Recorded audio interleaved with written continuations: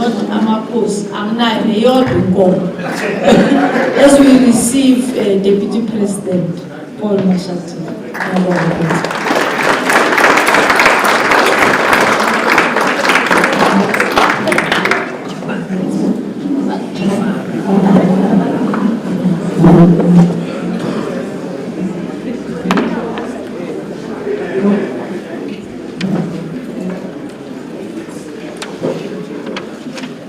Thank you very much, Minister Kadime, for introducing me.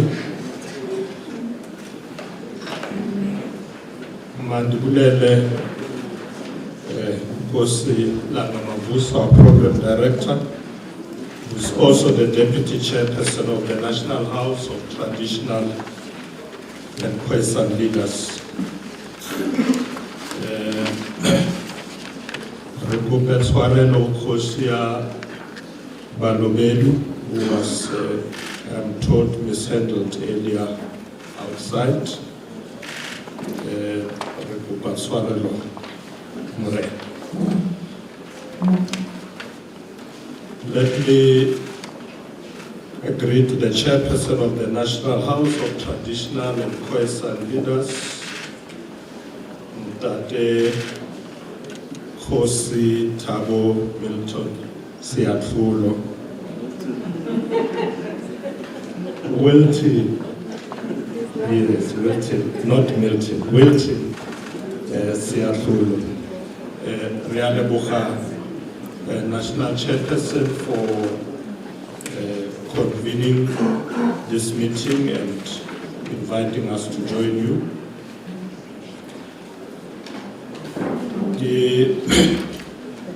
We said home because it's our Your Majesties that have been introduced to with us this morning. He said home Premier Waruna, the Premier of our province of the Free State. That Tolisi Tukwana, who is our host this morning. I've decided, Premier, that this morning I have 3 hosts, and you are the first one. The second host is MEC Gregory Tatis.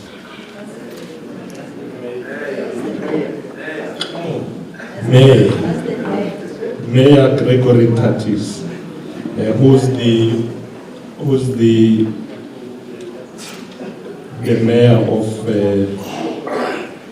Mangaung, Realebucha, executive mayor, for hosting us.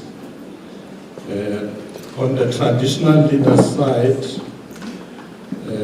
we are also hosted Khosi Khabong Rock, Realebucha Khosi. I thought I saw her earlier sitting. She's outside. Okay. I had an honor to have been invited by Khosi Roka when I visited Tabanchu recently. Realebucha. Let me also take this opportunity, therefore, to once again acknowledge and recognize our Minister of Culture, Metelbi Kadime. We've just been joined now inside by Minister Sihle Zigalala, who's the Minister of Public Works. Minister Zigalala has been here much earlier. In fact, I think he arrived yesterday, midnight. So he did inform me that he was sorting other things outside an urgent meeting, but he has now joined us. We do have deputy ministers as well. Events, Kamash, Siabuler. Deputy Minister Notawe Mafu, our Deputy Minister of Sports, Arts and Culture. They are also here with us. I want to also acknowledge perhaps those that I have not seen, ministers and deputy ministers. If you are here, we acknowledge you. I've already acknowledged our mayors, our hosts, but if there are other mayors who are here, councillors who acknowledge, MECs who are here with us, we acknowledge all of you. Director Generals who are here, we acknowledge all of you.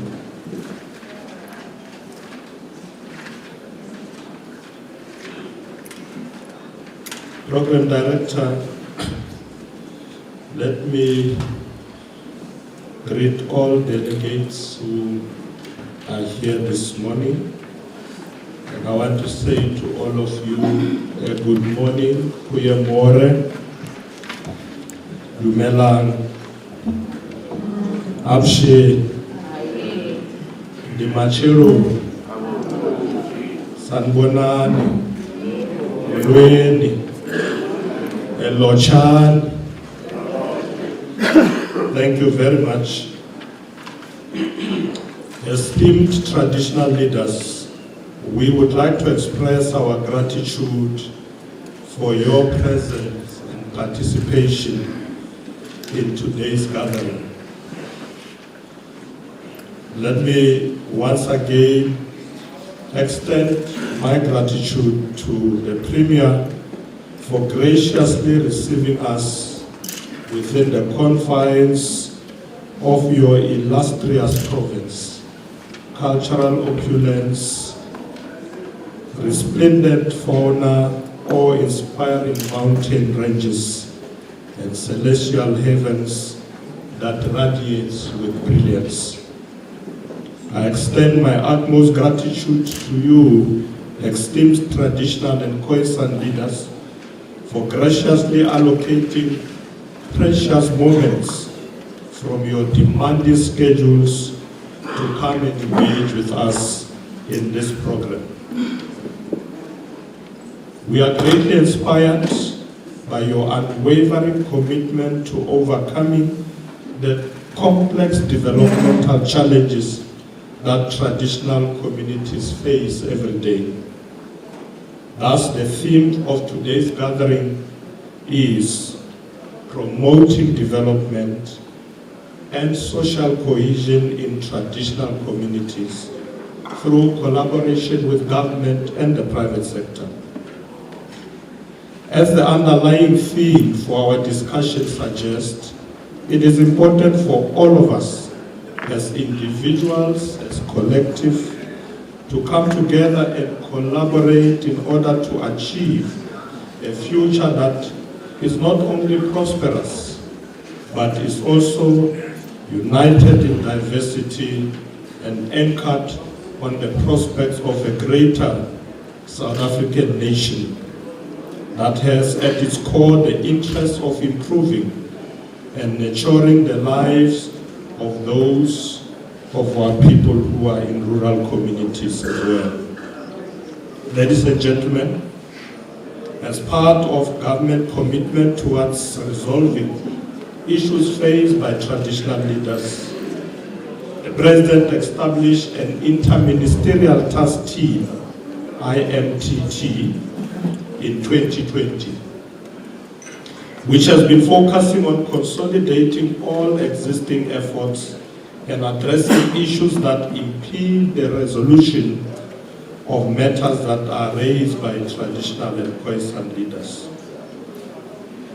Since its inception, the IMTT has held a number of meetings in various provinces in order to discuss and implement numerous urgent solutions to some of the identified problems. From March of 2023, I have also held various engagements with traditional leaders in 7 of the 9 provinces where provincial issues were raised. So we still have to visit 2 more provinces, hopefully before the end of this year. Program Director, during these consultations, we learned a lot about the efforts of traditional and Khoi-San leaders to empower and develop communities. As government, we are committed, and we also want to play our part in supporting the institution of traditional leadership for the advancements of all our people. A dialogue with the National and Provincial House of Traditional Leaders also took place in March this year. And during those engagements, the different ministers and conveners of the various work streams provided progress reports on all issues they are dealing with. Minister Nkadimeng has also promised that after my input this morning, government will provide reports that indicate work in progress by ministers and deputy ministers who are here. If they are not here, the Director Generals will do so. And so that we can see how far we have traveled since the last time. While I welcome these reports, I'm also expecting to see more concerted efforts from ministers and their respective departments in convening traditional and Khoi-San leaders and facilitating interventions agreed upon in our platforms.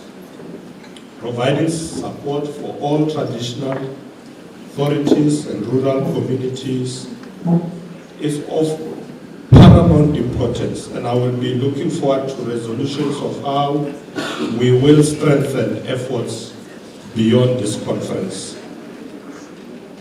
I also acknowledge that work is underway to institutionalize the decision on the establishment of the Kings and Queens Forum. I had a brief discussion with some of the kings this morning. We indicated that they would like to see this forum take off. So in our next IMTT, we will receive a report on this important work, and together with the Ministry of Culture, I've already spoken to Minister Nkadimeng that we should meet together with Kosisi Arhulu and Pretoria to be able to finalize this issue of the King's Forum and how it's going to operate. It's important for us to do so because we need to continue to show respect to our kings, Mahoshi Aruna, Diwosita, Iflone Panato. They must not feel that they just get summoned to our activities that we convene. Although we'd like them to continue to work with the House of Traditional Leaders, but in a proper institution that will represent the kings and the queens. So that forum will be set up before the end of this year. Program Director, in the fast evolving and globalized world we live in, it is paramount that we find ways to bridge the gap between traditional and modern practices in order to strike a delicate balance that preserves our cultural heritage, but also ensuring that we are propelling ourselves forward. The fact that societies continue to evolve should not negate the knowledge systems of the past that have significantly contributed to where we are today. We must preserve our history and knowledge systems such that these may also shape the future that we imagine, a future that is both inclusive and progressive. The South African government remains committed to protecting the rights of traditional and Khoi-San leaders and their communities. We have confidence in the process that has seen various stakeholders, including communities, thrive to bridge the gap between rural and urban. In terms of development, service delivery, and overall well-being. However, Program Director, we also recognize the challenges that our traditional communities face in this rapidly changing world. Some of the societal challenges that exist include, but not limited to, the following: limited access to information and communication technology services in rural communities, gender-based violence, femicide, teenage pregnancy, drugs, substance abuse, unemployment, HIV/AIDS and TB, and inadequate access to water and also electricity. Whilst we know that these challenges generally affect all South Africans, we are aware that rural communities are disproportionately affected, and we are committed to addressing these ills with the informed bias. Because people who are in rural communities or far away rural areas, we know most cases that they bear the brand of these challenges. As government, we have over the years made efforts to bridging the gap in the area of, for instance, providing piped water over the period. Look at 1996 to 2022, the percentage of households with no access to piped water has been decreasing. Look at the stats from 19.7%, it has now come down to 8.7%. This is a significant milestone and has improved the lives of many in our rural communities, especially women who for many decades had to go to faraway places to get drinking water. It has improved the lives also for our girl children in these rural areas who are also, in most cases, forced to do the same.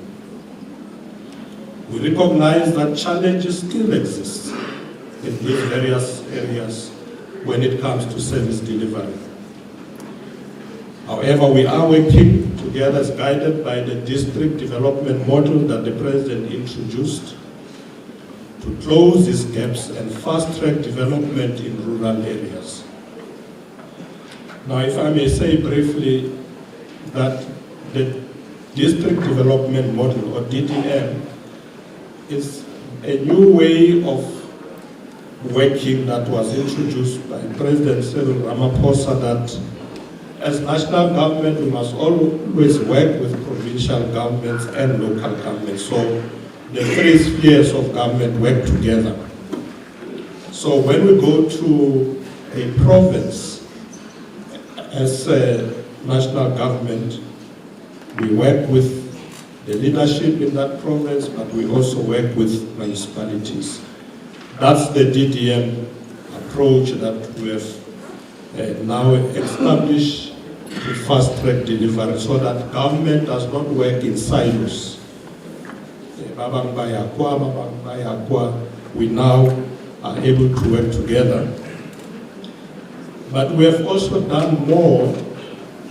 When I was in the Eastern Cape, in Lusikisiki, there were traditional leaders who said to me, but why are we not part of the DDM?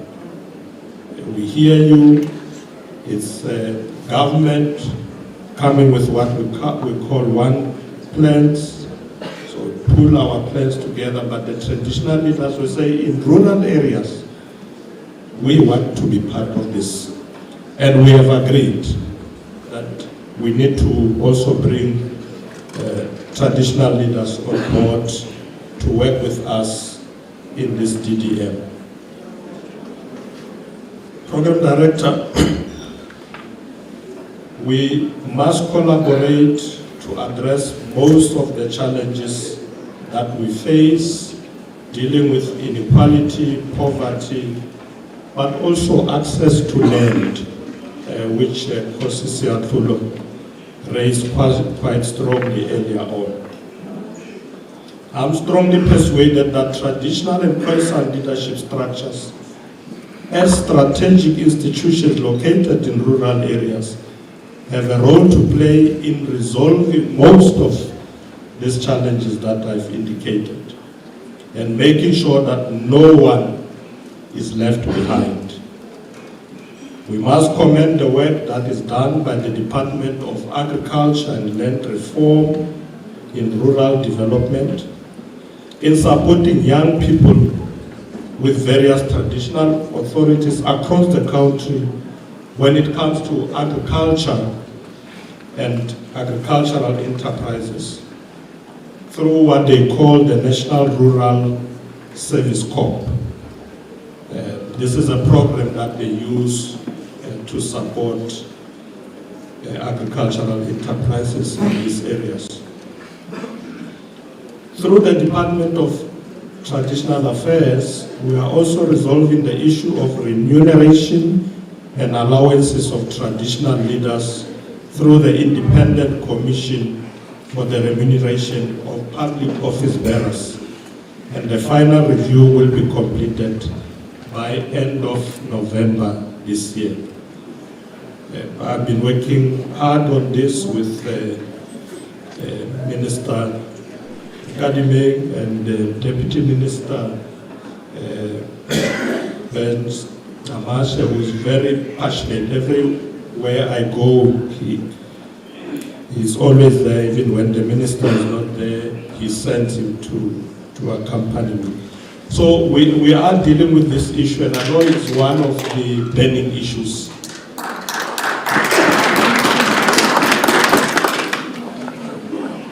You can be rest assured, my kings and chiefs, that Nkosi Siyathula has raised this matter with me. So he has been representing you very well. Program Director, we are committed to ensuring that traditional and Khoi-San leaders are supported in order to perform their duties expected in their communities. I sincerely urge all leaders here that in the process of addressing your own challenges as traditional and Khoi-San leaders, we must not relent from protecting and defending our children, youth, women, who are most vulnerable in our society. Furthermore, it is imperative to acknowledge the marginalization of individuals residing in rural areas, from, amongst others, global connectivity, information exchange, most stemming from the limited accessibility to information technology or ICT services. So this is something that we are paying our attention to. We must work together towards closing these technological gaps. We don't want the people in rural areas to be left behind. So we must close these technological gaps, and we can achieve this if we strategically allocate investments towards the infrastructure network in rural areas.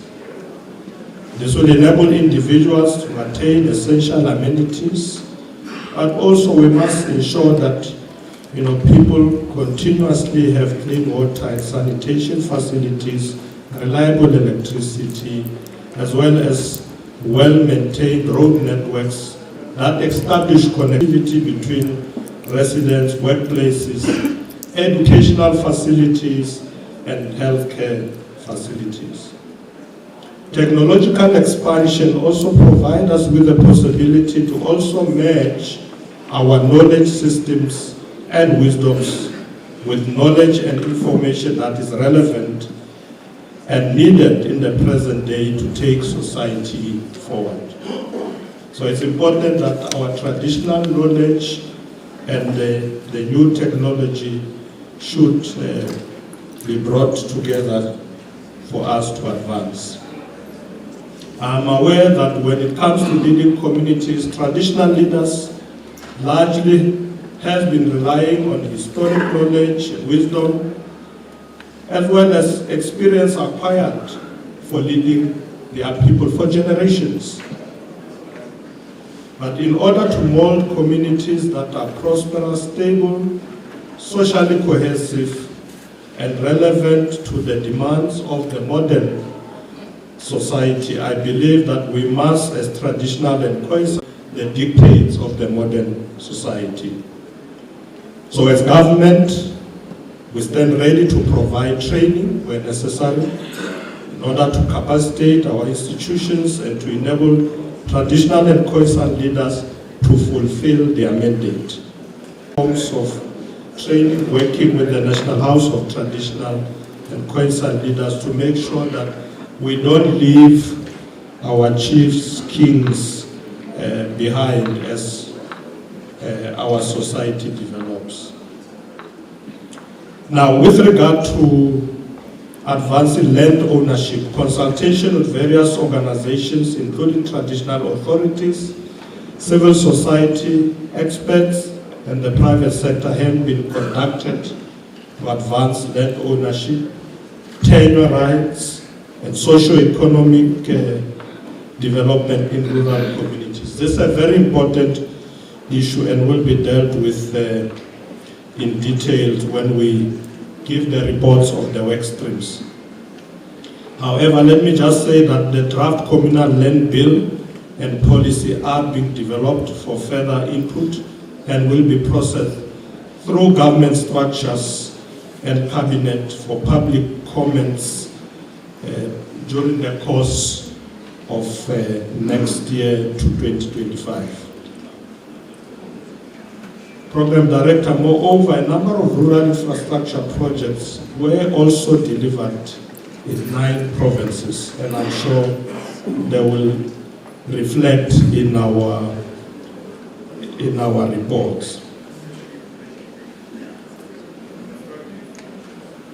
These projects include, amongst others, construction and rehabilitation of farmer production support units, focusing on animal welfare, farming facilities, improved road and bulk infrastructure, and the overall development of preschools, community halls, and agri-parks.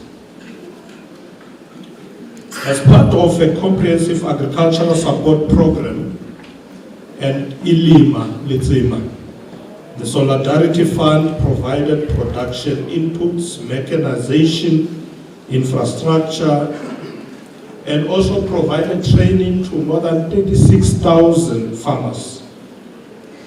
This, among other things, highlighting the progress that we can make towards economic inclusion. If we work together properly, we will succeed to ensure economic inclusion through social compacting for development. Regarding the promotion of safety, unity, social cohesion, and nation building in rural areas, the concept of traditional policing was introduced in 3 provinces, Eastern Cape, KwaZulu-Natal, and also Mpumalanga. And this has helped to promote unity, social cohesion, and nation building in those rural communities. As part of the broader strategy to increase capacity of the police and deal with unemployment in rural areas, we have also, in some of these areas, ensured that traditional policing is initiated, or there's an initiative that employs local people and also bring police officers, and they are also helping to ensure that there is training that take place for people from rural communities.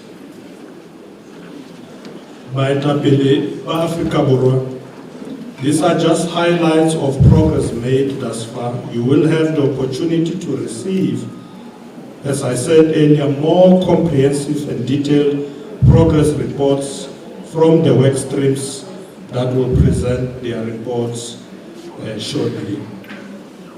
We look forward to frank, honest, and robust engagements on the work that is being done.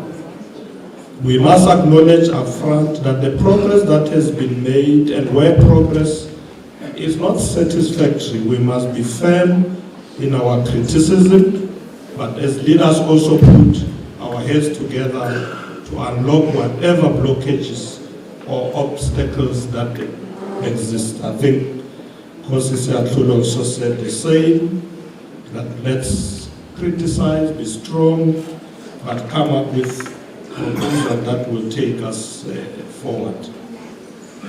I implore all departmental leaders to prioritize the participation of all traditional and Khoi-San leaders. Our efforts will be in vain if they don't have their leadership inputs at the center.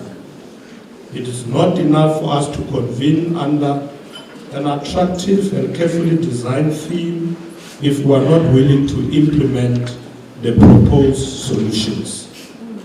So we are looking forward to implementation of all the ideas and resolutions that we'll come up with. The late Professor Theodore Levitt once said, and I quote, "Ideas are useless unless used.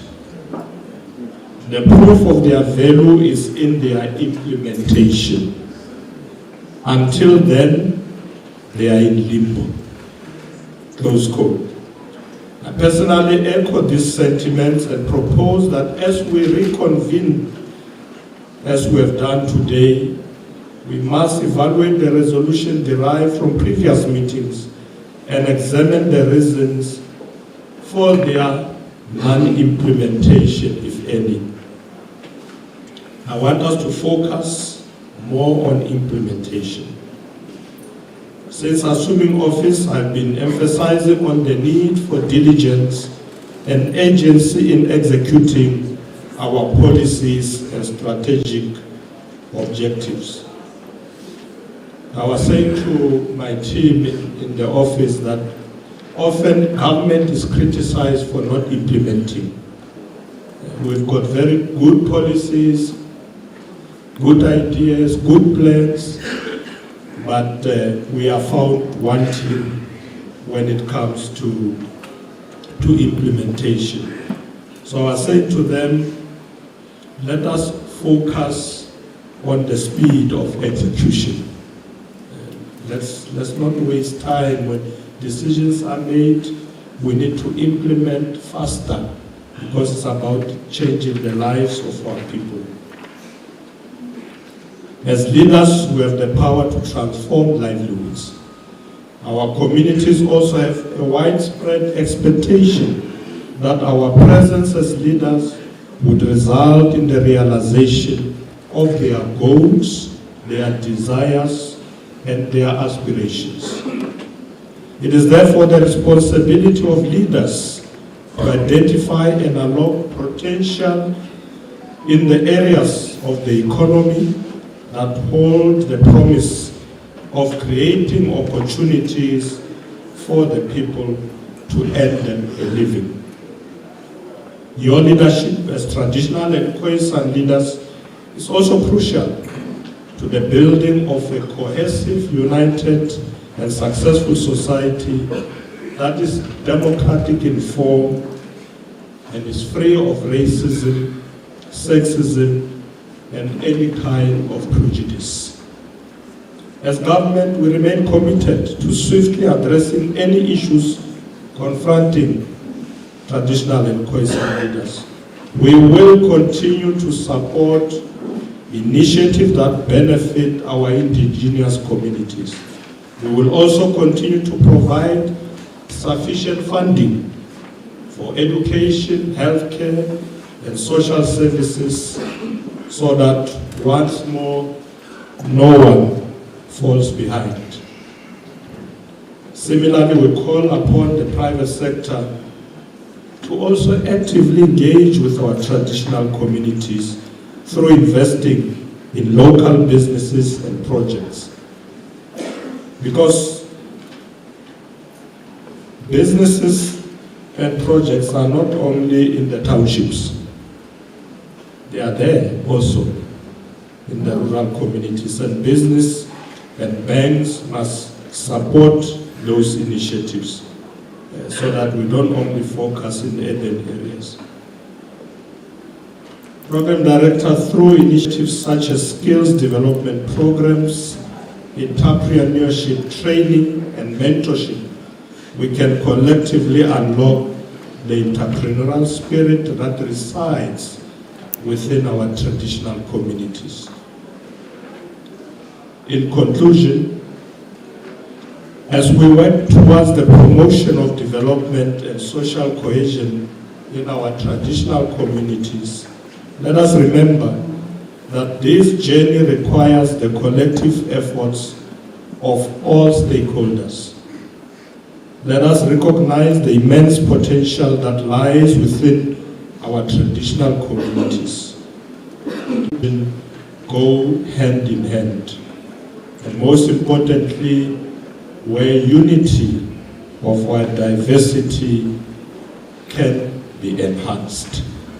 Program Director, with those few words, I'd like to thank you very much, and I do hope that we will leave this meeting after the 2 days with very concrete plans that will take us forward. Ria leboga akensa inkomo.